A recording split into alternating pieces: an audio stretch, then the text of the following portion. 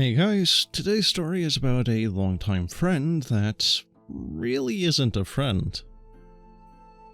So, a few months ago, I decided that I wanted to try running Curse of Strahd for my friends. And a little bit of a warning, there are some vague spoilers ahead.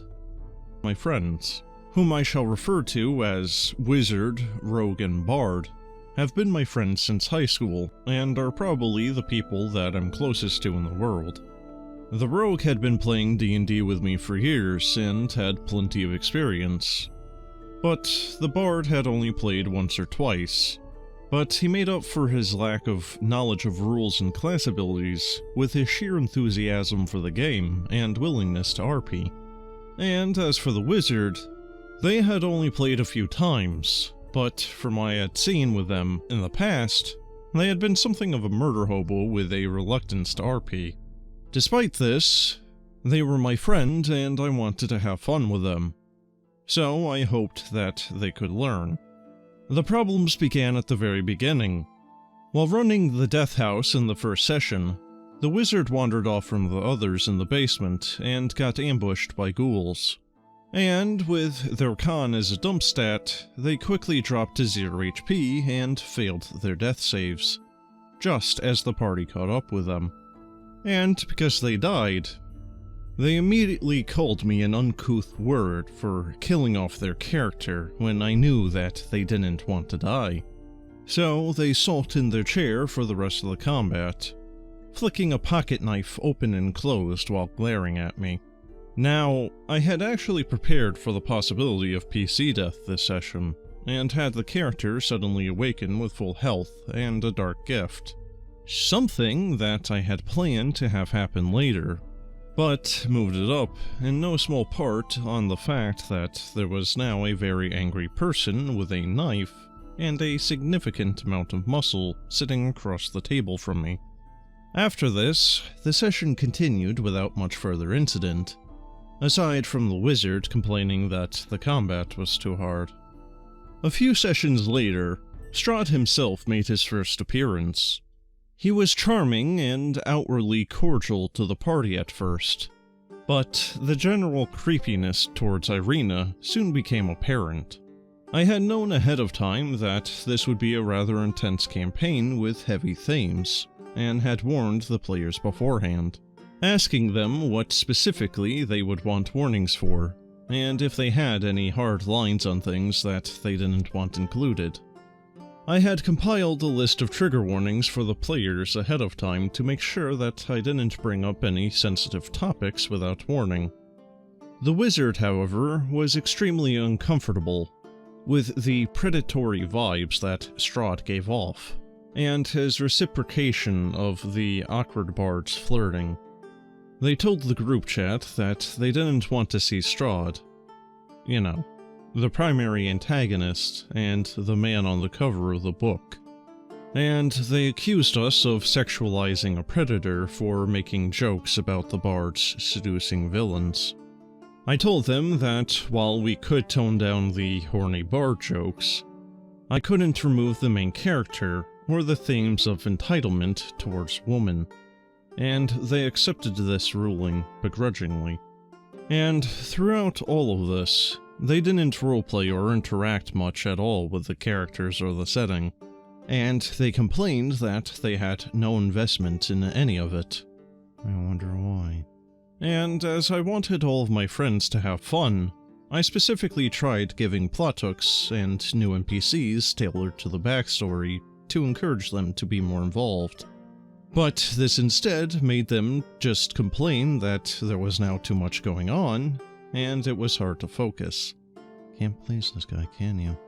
They also accused me of favoring the other two players, and to be honest, I did. Well, with how this guy is acting, that's not exactly ununderstandable. They got to do more, if only because I would like to follow that mysterious hooded figure. That led to more magical items, or new lore being found, versus, I'm going to avoid doing anything in this entire town because it's none of my business, and it doesn't explicitly tell me how to kill Strahd. The bard and rogue would ask NPCs questions and would treat things seriously, as opposed to the wizard just burning down a building that they knew contained kidnapped children, just because it would also inconvenience the villains that had made it their base, and rationalizing it with a non-committal, "They would have died anyways." I knew that they weren't interested in the game, and that they only ever seemed to be bored or uncomfortable. I told them that they were free to go at any time, and that we could still hang out outside of D&D, and they also wouldn't have to do something that they didn't want to do. This, however, only made them angry. No shocker there.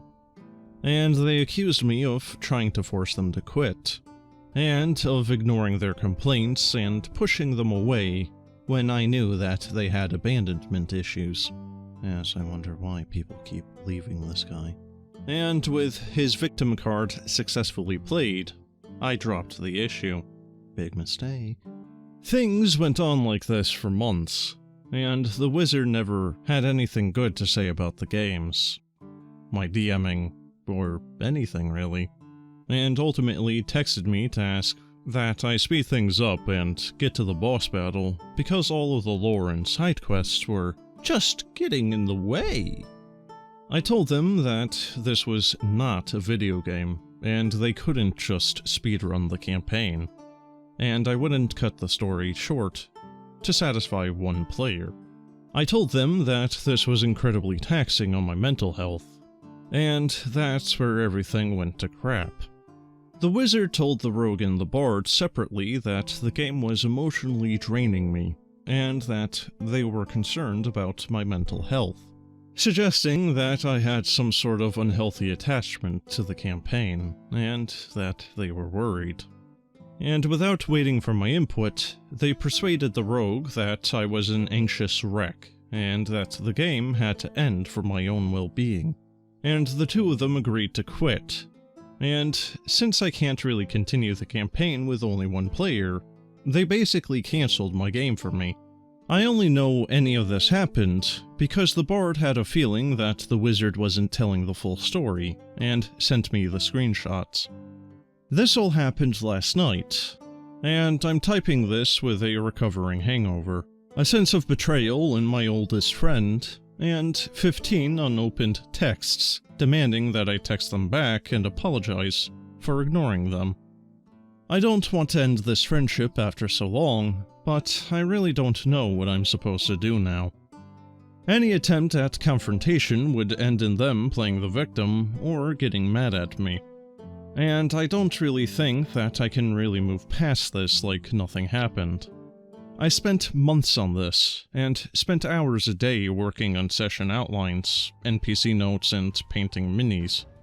They took my main creative outlet, something that I genuinely loved, and destroyed it. I don't know what I can do.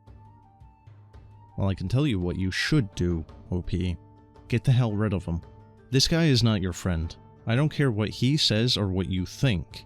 His actions are not that of a friend. He is manipulative, he is gaslighting, and overall, he's just a big ol' asshole that nobody really probably likes. Get rid of him. That's your best option here.